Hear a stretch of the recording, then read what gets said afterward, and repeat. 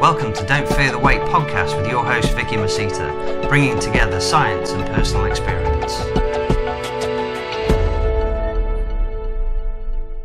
Hi guys, welcome to the next episode of Don't Fear the Weight podcast. I, as usual, am your host Vicky Masita on a very, very hot day, or should I say hot evening. I spent 5 minutes out in the sun and I'm already vascular as hell. I've got some weird kind of chest vein thing going on here, so I apologise for that in advance.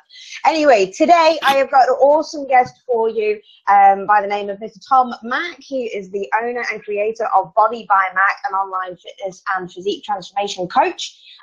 He is a young and upcoming coach in the fitness industry at the moment with some very, very passionate and strong views, which we are going to discuss in great detail. So I will let you I'll let you introduce yourself, Tom, should I say. How are you doing today, mate?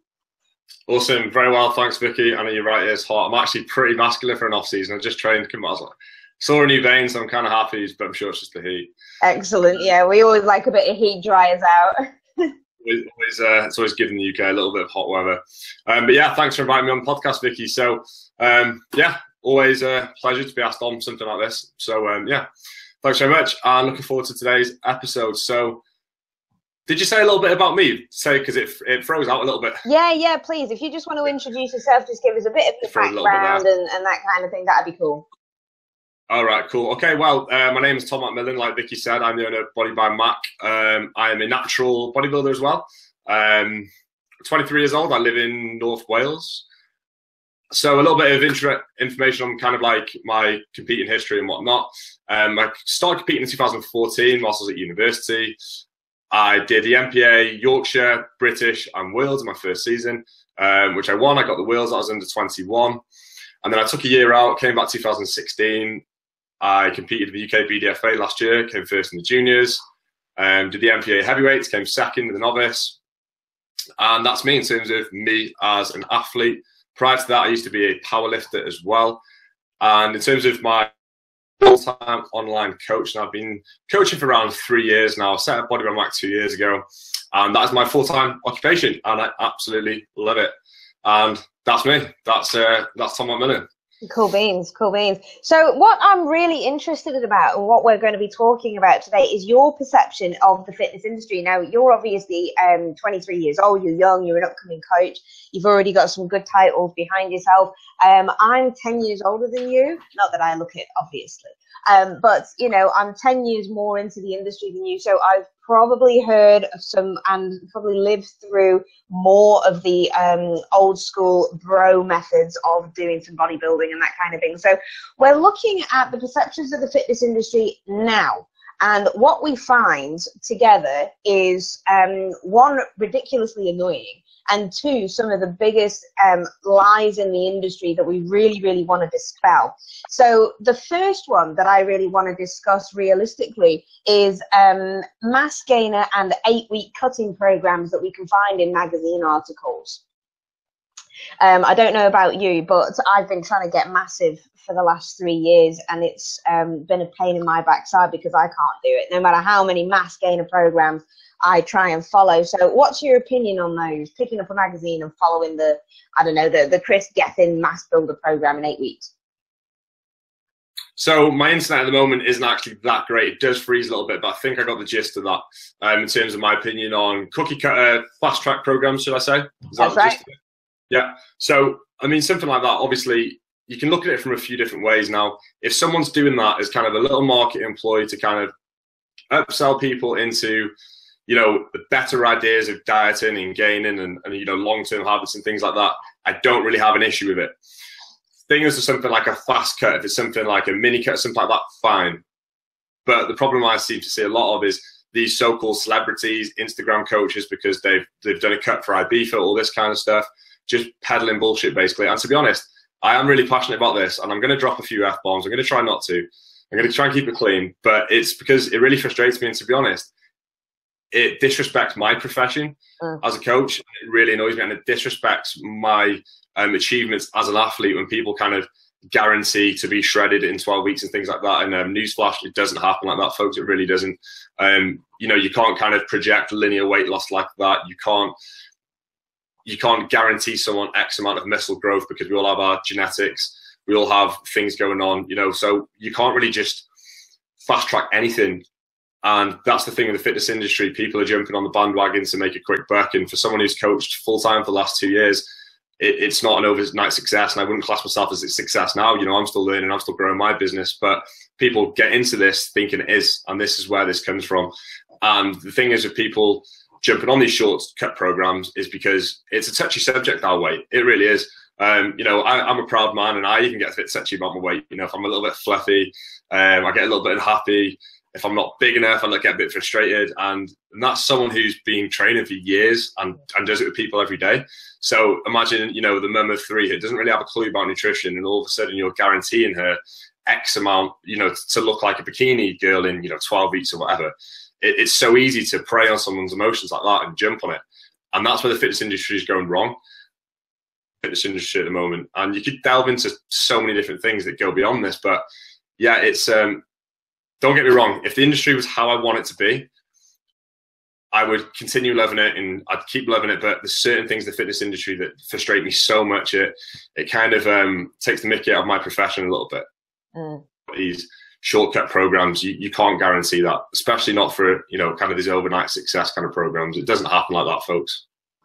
Yeah, absolutely. And I'm exactly in the same boat as you. See, I have clients that I have twice a week. They come and train one-on-one with myself, and then I give them a good nutrition plan in order to follow. Now, you know just as well as I do that even in those 3 months, they have these expectations that they're going to lose 4 stone or something along those lines so they can be beach body, bikini ready in those 3 months, right? You know, the quote-unquote 12-week body transformation.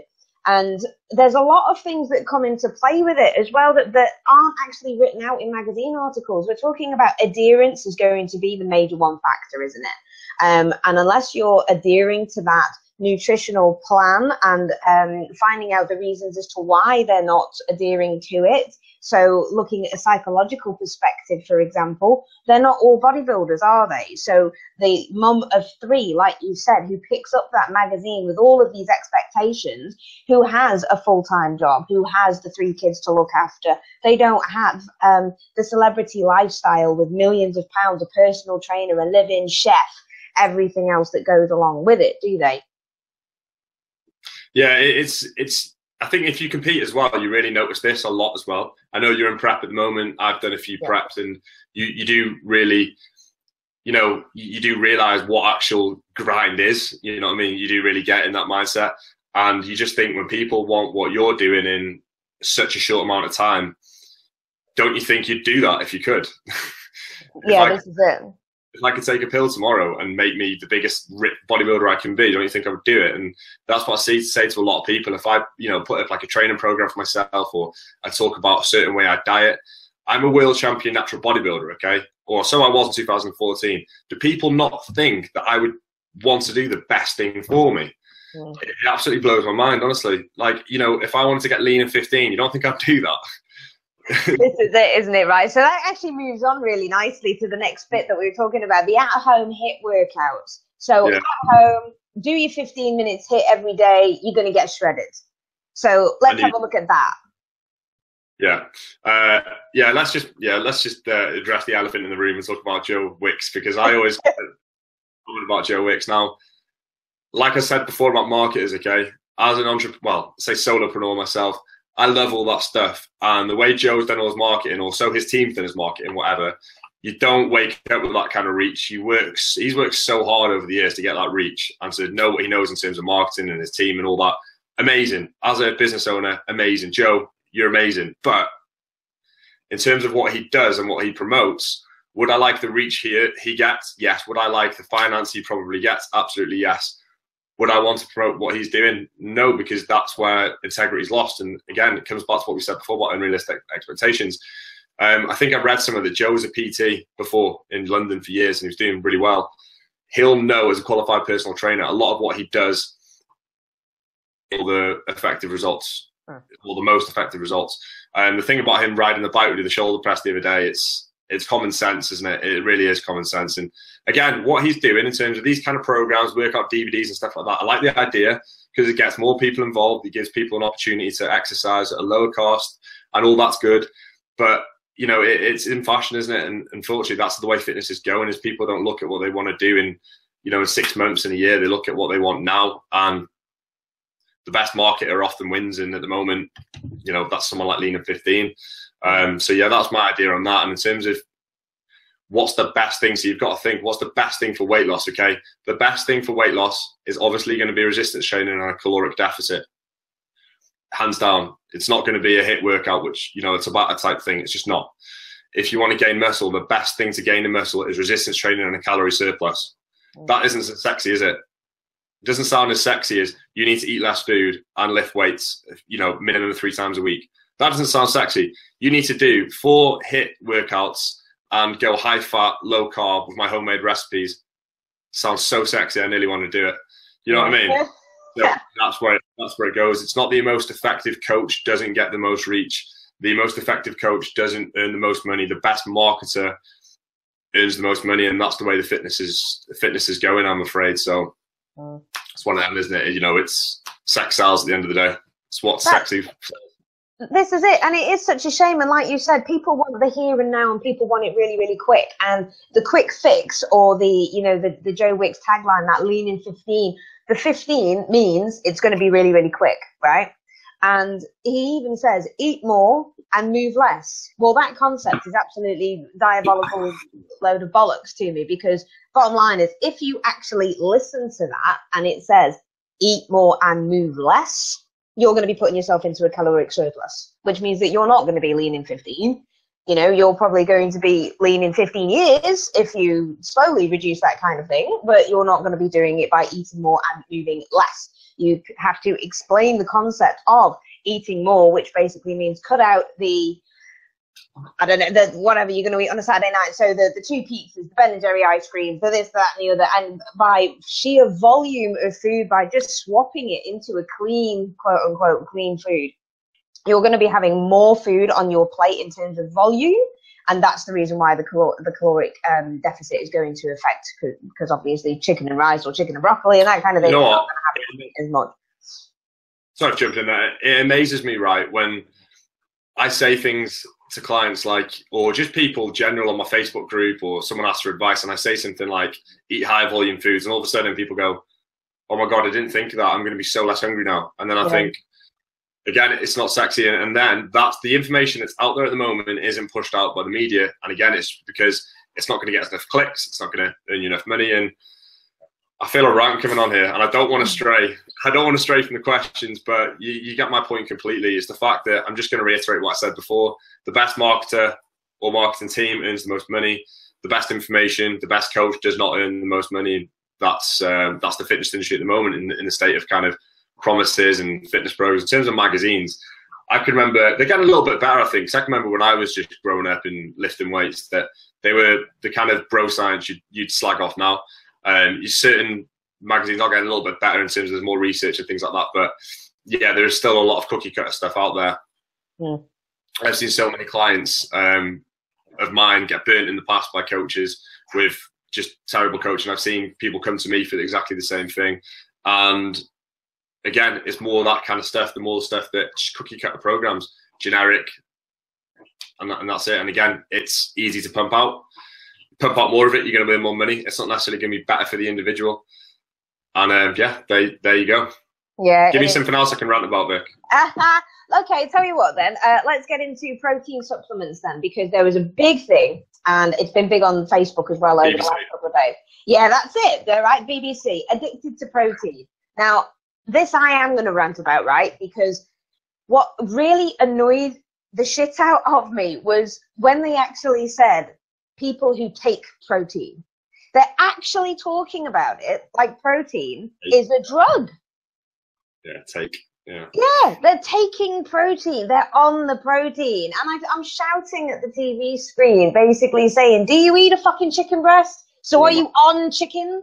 Do you know what I mean? Are you taking chicken? Don't be so ridiculous. But like you said, marketing is obviously what's putting these protein supplements out. So the mass gainer program, you need mass building supplements, which is basically what? A carbohydrate dense protein shake, right? Yeah, 100%. So what's your views on the protein supplement, on taking protein? Okay, well, if you want to take protein, you can just take a chicken breast, or you can take, a fish fillet or whatever the hell you want to take. Just take something for protein. So as long as you take the protein, you'll get the gains. Yeah. But again, it comes back to that market thing. Okay, so we know that the supplement industry is $1 billion, and the supplement industry is $1 billion industry. Oh. Pretty sure it's $1 billion. I'd be shocked if it's not. And again, it's a huge money markup. So this is one thing I find that a lot of products may do. I'm going to get into specifically the weight gainers, but something like a pre-workout. Okay, now this is going to sound like a little bit of a sales pitch because I actually sell my pre-workout. And if anyone who watches this that follows me is going to know that. Now, I pay a little bit more to get that produced the way it's produced. Now, the reason why that has a different kind of dosage to other products is not necessarily because supplement companies don't know that them dosages work really well. You can go on examine.com and work out which dosages work. It doesn't take a genius to Google examine.com, type in a supplement to find that out. Companies do it to save money because, again, it's more profit margin. So that's the thing about the supplement industry. Again, it's all claims. It's all perception. And again, it comes back to the whole thing in the fitness industry. It's just a moneymaker. You can have a whey protein shake with a banana, okay? A hell of a lot more cost effective than a mass gain shake, which may have exactly the same amount of sugar in it, exactly the same amount of protein. And again, I do like these kind of products for stuff like convenience and things like that. But it's just kind of the way, again, they're marketed, like things like people market pre-workouts, super hardcore jacked pre-workout. Well, yeah. It's not. It's a cup of coffee with certain ingredients, if any, that are going to give you a pump. For the most part, that's what it is. In terms of mass gainer shakes, people are going to say, I don't know, anabolic mass gainer. Well, anabolic is just eating more food over the course of a day over time. That's being anabolic, being in a surplus. It's not the protein you take. Now, I really get basic with my clients when it comes to supplement. I say take a whey protein, take a fish oil, vitamin D, things like, caffeine pre-workout if you want to take that, ZMA maybe. And that's the first thing people jump on. How much money do I need to spend on supplements? Because they expect it to cost a lot because that's what they're pushed, that you need supplements. And again, it's nothing but a fad. So if you want to learn more about supplements, head over to examine.com, type something in, and you're going to get the dosages on there, and you're going to get if something is worth your money. And again, going to Vic's point about the weight gainer, that is just, when I was younger, I used to have like whole milk, oats blended, maybe some peanut butter in there, whey protein. I saved more than half the cost. Well, I saved so much money and I grew from it. It's as simple as that. Your body knows calories. It knows calories and it knows the macronutrients, protein, fats, carbs. It doesn't know a certain supplement. Simple as that. So no certain supplement can guarantee you anything because all your body knows is them ingredients, which you can attain from whole food. So supplements, such a small part of actual results. I hardly take anything at the moment, to be honest. I don't even take my pre-workout at the moment. And I own it. I just don't take it because I can still train without it. And, it's there if I want to use it. Same with protein. It's very rarely you can have protein. And I'm sponsored by my protein. So whey protein, it's not that, I need to go out of my way to buy it. It's a case of I don't need it. I may want to have food. I'm on the chicken breast. It's not a necessity for me. So yeah, supplements are just another kind of charade. The smoke and mirrors behind the fitness industry. But I can see why, again, it's such a big industry. There's so much market for money in there. But just like what we mentioned before about these shortcut programs, they're not the solution to your goals. They may aid it a few percentage, but you just can't go wrong with the basics, the unsexy basics of eating less and moving more. Yeah. Opposite to what Joe said of moving less and eating more. Yeah, exactly. And throwing coconut oil in your coffee. So. Or on everything, to be perfectly honest. Yeah. Actually, talking about that as well, let's go on another rant. I'll come back to this other. In fact, I'll come back to that one because we're still on the issue about protein foods and stuff and getting on the protein. Because everyone's now started endorsing the word protein and people realizing how important protein is in an exercise regime and training program and things like that. What's really starting to get on my goat a little bit is things like Mars bars, Snickers bars, donuts, cookies, things like that, and just with the word protein in front of them. That really ticks me off because of the simple fact that it's like, well, actually, if you have a look at the calories in a protein cookie, for example, and then compare that to the calories in just a bog standard normal cookie from Tesco's, you're actually going to have less calories in the normal cookie, you've put me off my game now because little man's there. Hey, dude. Look at his hand. I need to like hold him. For people who can't actually see the YouTube video, Tom has actually just picked up his dog, and he's cute. Super cute, man. Yeah. That's why it's like right. It's the protein foods. That's it, protein foods. So yeah, you actually, if you wanted to lose weight or want to be in a calorie deficit and that kind of thing, why on earth are you going to go for something that actually has more added calories in it just because of the word protein in front of it?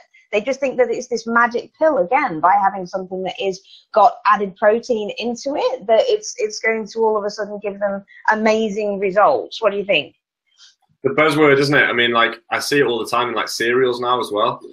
Yeah, protein Weetabix. Yeah, protein Weetabix. There's like, I'm sure there's even like protein Cheerios or something like that as well. Like there's loads of different types like that. I think there's like the fit fruit and fiber, all these different things. And, you know, it's higher cost. It's usually actually more calories. And again, it's just a buzzword, but people are going to buy it because it's funny, isn't it? That the media won't push stuff which actually benefits people unless there's a market to be made from it. In terms of people never really post. You know, you're never going to see it in the newspaper about protein. Like, you never mentioned about that BBC article. People said on the protein. Yeah.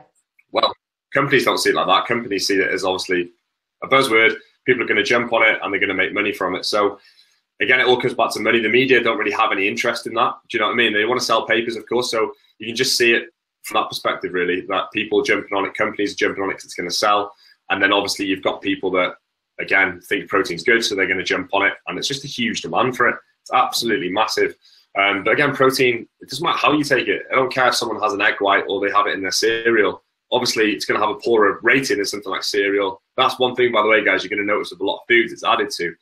It's going to have a not as good protein rating as something else. So, for example, if you have a vegan, they're obviously not going to get as good as leucine content as someone who's not a vegan. So you need to take that into account as well. So a lot of the time, you're actually paying more for something that you could be getting better of for a cheaper cost. Yeah. A lot of the time. And again, it's like people never really cared about Mars bars before, did they? And Snickers. No. They're just like, it's just something you see on like the Tesco checkouts or something. How many people do you see picking them up and taking it and buying them? They're just there. I don't know about you, but it's like, yeah, obviously if you want a chocolate bar, that's there. But again, people all of a sudden are going crazy for these Mars bars that have protein in them and Snickers that have protein in them. I've tried them and they don't really taste that much different from the normal one.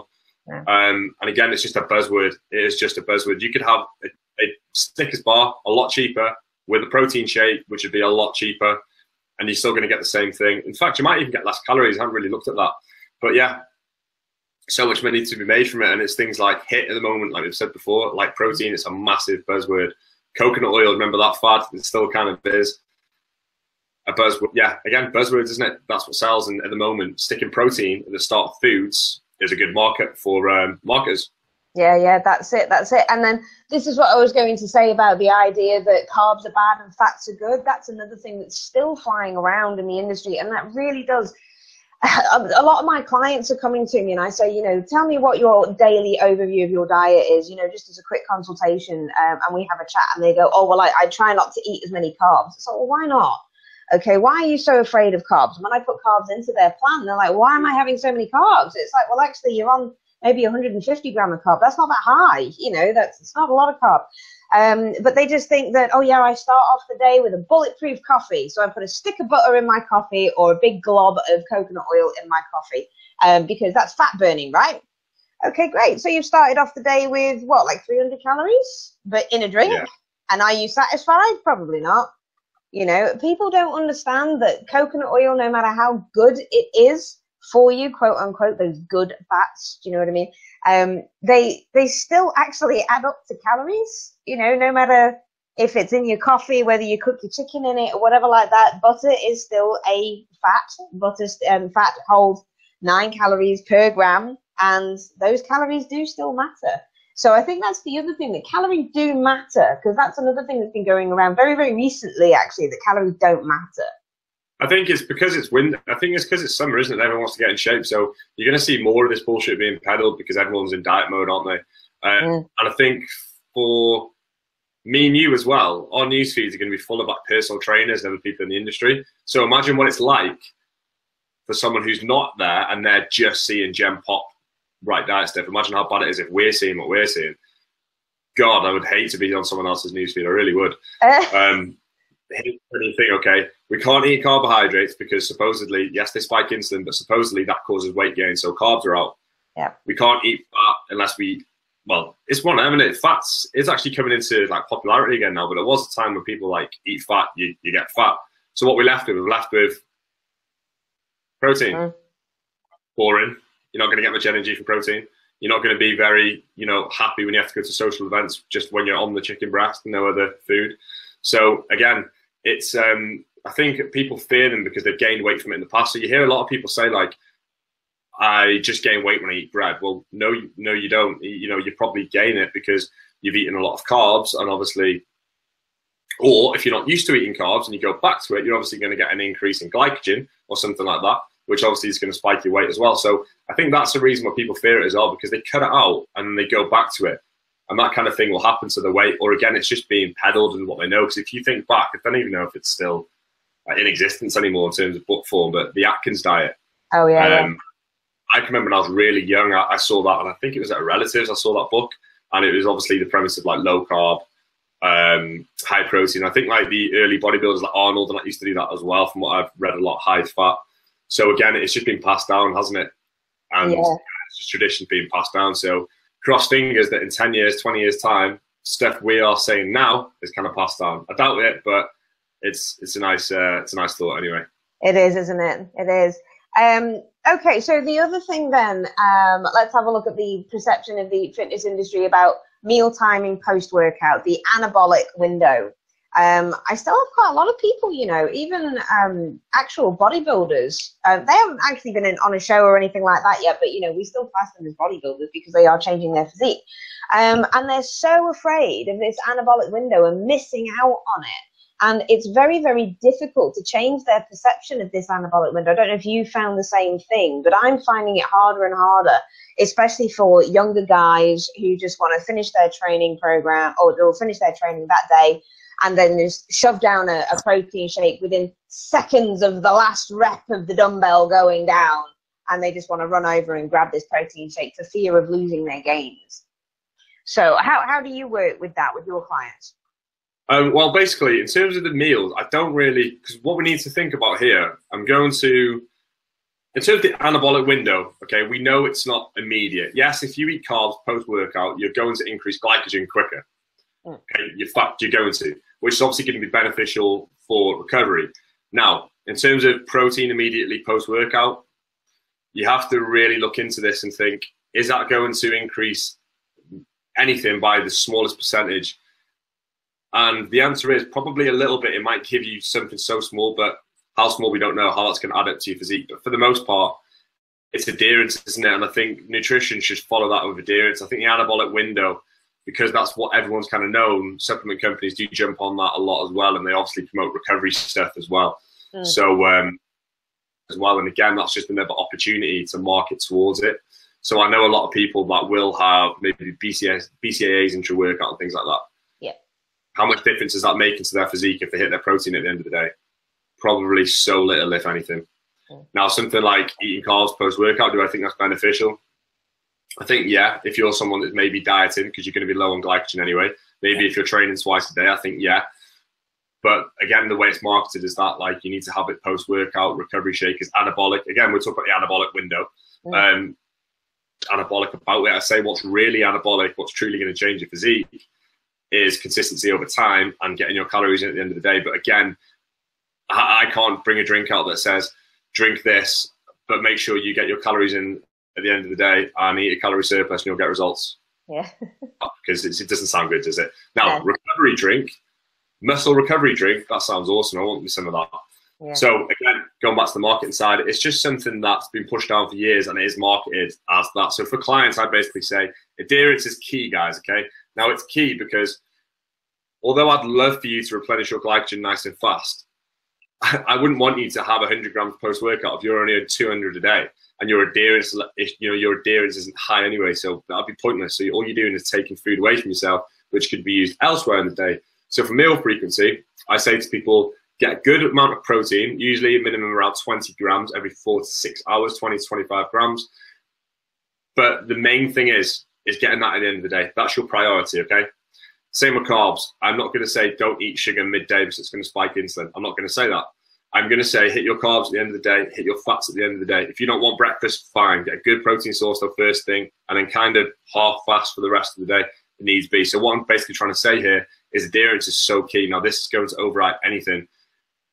As much as, it is helpful to replenish glycogen post-workout, you cannot lose body fat if you keep binging because of adherence issues. And you go over your calories a few hundred. That's no good for anyone. So adherence is absolutely key. Now, I don't give a shit which coach says this is key. What's key is doing this for performance or having this pre-workout, having the best workout possible. Fact is, it's not. Your priority isn't having the best workout possible if you're a bodybuilder in a fat loss phase. It's not. Your priority is being in a calorie deficit for the longest amount of time possible, because condition wins shows. Who diets the longest usually wins in terms of, if they still keep fullness and whatnot. But yeah, adherence is absolutely key. Without it, you can't lose weight. Now, that has to dictate all your choices first and foremost when it comes to choosing meals, such as if you're going to have that post-workout shake straight away, if you're going to have that banana post-workout. That really needs to be the first thing you think of. Now, if you're in an off-season, something like that, great, have them carbs, won't do you any harm. But as far as I'm concerned, for the most part, not in its entirety, but for the most part, again, the anabolic window is a market employed by a lot of supplement companies. Yeah, definitely.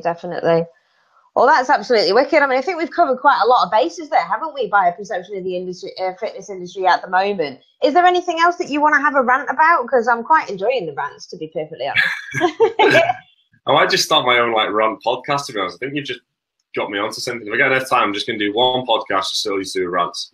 I don't know, you covered a lot there. We covered a lot. I think the main one for me is more so the cookie cutter kind of stuff, I think.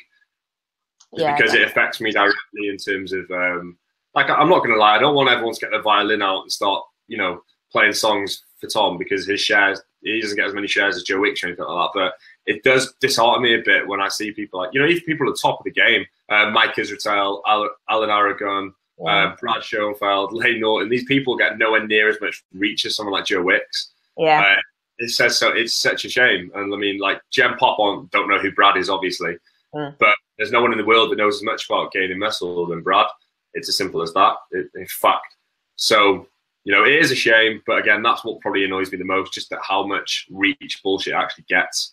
And I just hope that the fitness industry does improve, in all honesty, because again, I love it, and I love helping people, and I love researching, I love training, I love nutrition, and I love seeing other people doing the same stuff as me as well, like yourself. But it's so disheartening. You just think, where the hell's this industry going in terms of when that happens, when it's all about money? Body Power, was it May? Body Power, probably go back 5+ years ago, it would have been great. You would have saw the top names in bodybuilding. It would have been great. And I didn't go because I knew it would just be a cesspit for people to make an income. And obviously I need to make an income as a coach because it's my profession. But there is earning it with integrity, and then there's just earning it obviously in ways that you shouldn't. And that's kind of what the fitness industry has become, unfortunately. So cross fingers, it does get a bit better. We're going to see less Instagram coaches. We're going to have more people with qualifications out there promoting info, and the good guys are going to come to the top, and those less informed hopefully going to fall off. You can only market shit once. Well, that's what I was told, but it doesn't seem the case, does it? No, that's true. And it is very, very true in what you're saying, that, some of the best guys in the industry just aren't recognized, and I was having a very good convo with one of my awesome friends, AJ Morris. We both know him very, very well. And we were actually saying how disappointing it is sometimes seeing these coaches who are just a name, but are giving their clients such dire programs that are quite dangerous, in all perfect honesty. And these are for general population clients as well as physique clients as well. And it is a shame that people just want to go to these coaches because they are a name. And it is a shame that it's, what's happening to the little guy is what's going on with me, I suppose. So, also, I just want to touch very, very quickly, considering we are talking about comp prep coaching and things like that. one thing that I do want to dispel the myth of for all of the Gen Pop clients listening to this is how easy it is to get stage lean or actually get on to a comp prep. I've got a couple of male clients at the moment who I've been working with for about coming up to about 3 months now, something along those lines. And the minute they've started to see a little bit of a bicep vein or a little bit of chest gains or some striations through the shoulders or something like that, they're all of a sudden like, right, Vic, I want to do a show. You know, and they've only been training for 3 months, and it's very, very difficult to convince somebody that they need to be training for a good 2 years or something along that, depending on their genetics, obviously, and it's each and every individual case. But to just kind of do a couple of boot camps, lose a couple of pounds, and then say, right, I want to do a show, that is something that we really, really need to dispel, personally, I think. I think, again, with like bikini like girls as well, like I speak to so many girls and they say to me, should I do a show? And I'm like, well, I've got to be honest and say you probably haven't got enough muscle but this is where things like the bikini comes in. I think there's some men's physique classes as well now that actually aren't as hard, aren't as lean. I'm not sure what they're called, but I'm pretty sure there's more categories are coming in like that. Yeah. Stuff like that. I mean, like, you could take majority of girls that are on a beach in a bikini and put them on stage. And I'm no disrespect to bikini girls now whatsoever, because there's some out there which are absolutely phenomenal, don't get me wrong. But there's also a lot of them that stood next to people that shouldn't be there. And what that does is it does leave a bad taste in people's mouths. And that's where things like, you know, post-show breakdowns happen and eating disorders and drug use and in the process. And look, when you can play with people's emotions easy in this industry, and it really does. You know, I've done shows, it messes with your head. You've done shows, you're doing a show, you know it messes with your head. It's as simple as that. It's not something that everyone can do. It's really not. Now, I'm not saying no one should compete. I'm not saying anyone shouldn't compete. But what I'm saying is do your research, get experience, actually gain a physique, and then go for it. Because the worst thing you can do is compete, not get the result you want because of bad guidance. And the coach needs to be honest with you here. Coach needs to say, look, I don't think you're ready this year. I think you should work on your weak points, go 1 or 2 years, and then maybe rethink the process, because that just leaves people with a bad taste, and it's no good for any sport. And you want sport to be competitive. I do anyway. And again, it's just a shame. But one good thing about it is it's making fitness more universal, which, don't get me wrong, I think is fantastic. More girls want to get in shape. Girls that want to get in shape, go for it. Just do it. You know, I love that. It's awesome. But being competitive on stage is a whole different ballgame, and you can't just do that because you've been dieting for a few weeks and you've done Juice Plus. It's just not the case. You need to make sure you've got the physique to actually warrant being at that stage. Get a good experience with it and enjoy the process rather than half-assing things, not being ready. Well, that's all I'd say on that. I think I nailed it. Yeah. I reckon so. I reckon we nailed that. And I think this is going to be a really, really good resource for Gen Pop clients who are obviously looking to get into some fitness industries or just looking to have their myths and doubts dispelled, which is really, really good. So, okay, awesome. So that's it from us then. Tom, just tell everybody where they can find more about you or where they can come to you for some coaching and social media following. Okay, so for plenty of posts about Joe Wicks and things like this, I've got a free group. There's around 850, 900 members in there at the moment. Just type in Body by Mac group on Facebook. I'm sure it'll come up. That's a free resource. You've got the Body by Mac page. Again, type that on Facebook. That's going to come up. Tom Mac is my personal Facebook page. Say hello to me on there. And Instagram, Body by Mac. YouTube, Body by Mac. Yeah, you can follow me in a lot of places, but Facebook's probably where I'm going to be most consistent in terms of on my business page. So there you go. If you want to follow me, there you go. Website, bodybymac.co.uk as well. Awesome. So I'll put all of those links at the bottom of this podcast. And as per usual, guys, if you've got any questions for myself or for Tom, then obviously put those down and we will answer them to the best of our ability. And as always, it is goodbye for me and goodbye from Tom. And we will catch up with you next time. Cheers, Tom. See you guys. See you back. Cheers. See ya.